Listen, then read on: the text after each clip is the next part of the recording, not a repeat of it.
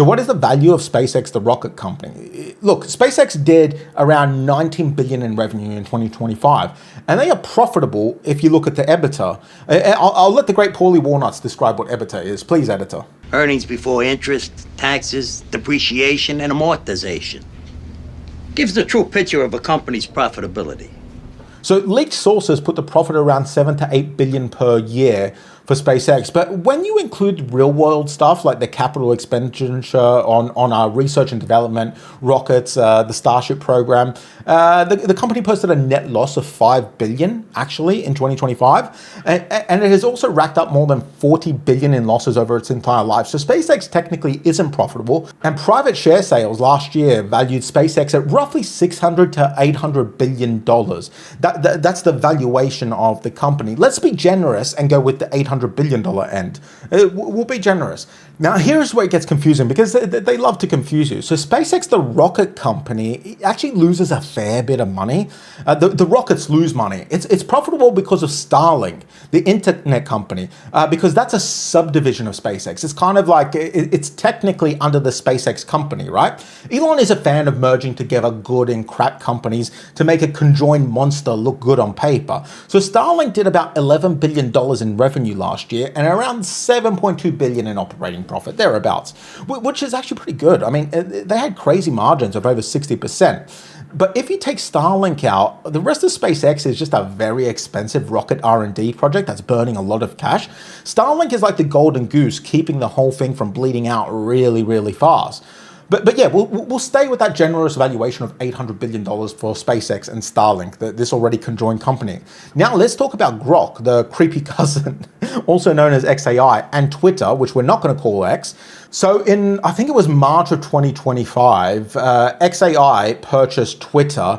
So now it owns Twitter and Grok. So on paper, XAI is worth 80 to $100 billion, right? In reality, though, it's burning around $1 to $2 billion per month, depends on who you ask. The IPO paperwork shows that XAI lost about $6.4 billion on just $3.2 billion of revenue last year. But some people say that those are dressed up numbers. You know, they did some creative accounting, Enron, allegedly.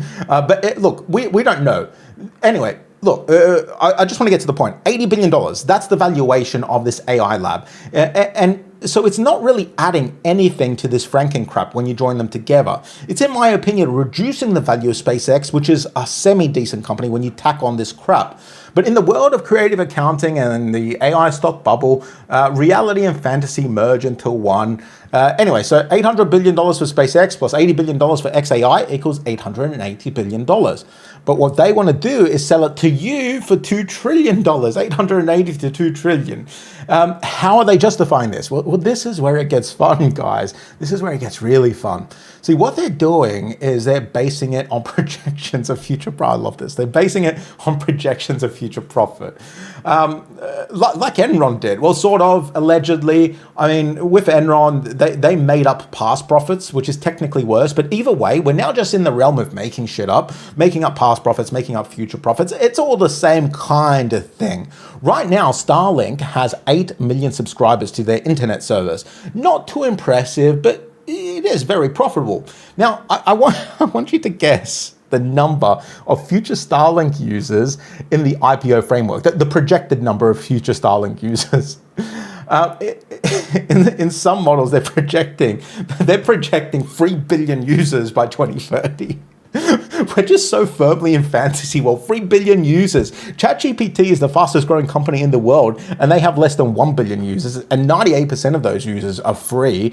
And there's no hardware to use ChatGPT aside from your phone. But they're telling us that 3 billion people on this planet will buy a $300 router, depending where you're from, then pay $50 per month for a Starlink subscription. This whole IPO's valuation is based on Starlink somehow gaining 3 billion users. The only profitable company, which is actually just a subdivision of the cash-burning SpaceX, it's based on Starlink somehow magically 375xing their paying subscriber count in 4 years. 375x is 8 million times 375 gets you to 3 billion.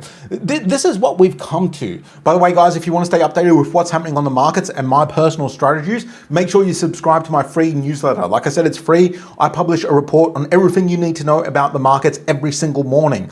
Basically, I read 20 to 30 articles, I summarize them so you don't have to. There's a link below.